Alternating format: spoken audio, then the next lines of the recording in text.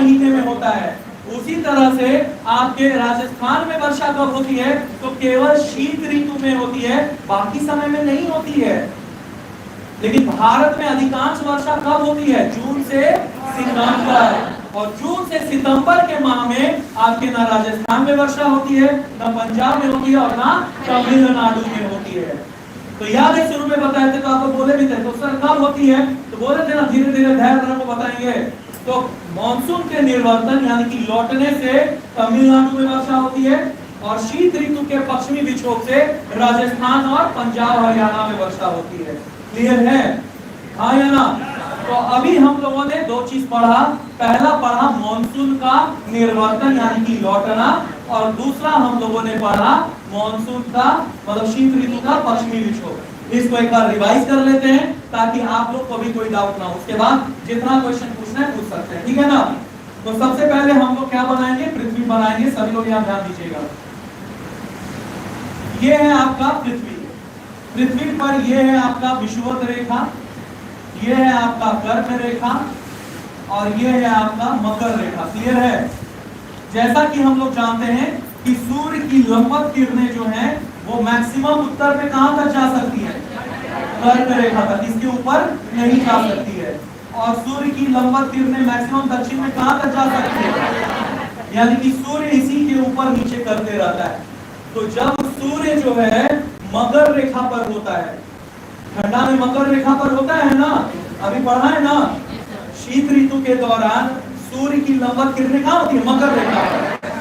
तो जिस दिन जिस समय मकर रेखा से सूर्य की किरणें वापस कर्क रेखा यानी कि भारत की ओर आती है, इस खुशी में हम लोग मकर संक्रांति मनाते हैं।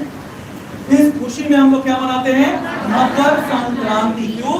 क्योंकि हम लोग सब जगह साइंस विज्ञान में पढ़ते हैं sun is the ultimate source of energy, यानी कि ऊर्जा का अंततः स्रोत कौन है? सूर्य है। और सूर्य जब हम लोग से दूर हो जाता है यानी कि कर्क रेखा को छोड़ मकर पे चला जाता है, तो कुछ दिनों के लिए सूर्य की क्या हो जाती है? कमी हो जाती है, तापमान की कमी हो जाती है, जिसके कारण जीवन जो है एकदम क्या हो जाता है? अस्त व्यस्त हो जाता है। ठंडा में किसी को उठने का मन करता है? कोई ज्यादा फसल होते हैं? नहीं। यानी कि सब कुछ एक तरह से लगता है कि हम मर गया है। बहुत सारे जानवर हाइबरनेट कर जाते हैं, जीवन जो है कमजोर पड़ जाता है। तो जैसी मकर रेखा से वापस सूर्य कर्क रेखा की ओर आना शुरू करती है, इस खुशी में हम लोग मनाते हैं जनवरी में क्या? मकर संक्रांति।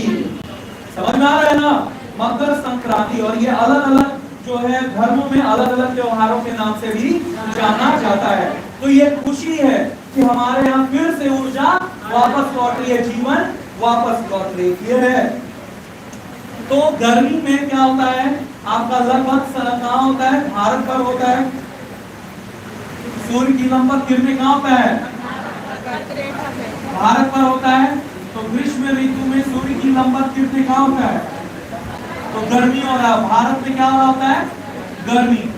उसके बाद जब सूर्य की लंबवत किरणें विषुवत के ये कर्क रेखा के आसपास होती है, तो क्या हो जाएगा? वर्षा ऋतु। क्या हो जाएगा? वर्षा ऋतु में आपका लो प्रेशर कौन बनेगा? भारत। और दक्षिण में क्या बनेगा? High pressure.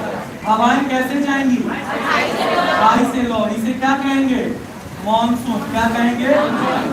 जून से सितंबर तक ये चलेगा। कब चलेगा? तो देख रहे हैं दक्षिण से उत्तर की ओर हवाएं जा रही हैं। क्यों? क्योंकि IPCZ अभी कहाँ है? उत्तरी गोलार्ध। समझ में आ रहा है ना? तो दक्षिण गोलार्ध में ठंडा है, उत्तरी गोलार्ध गर्म है।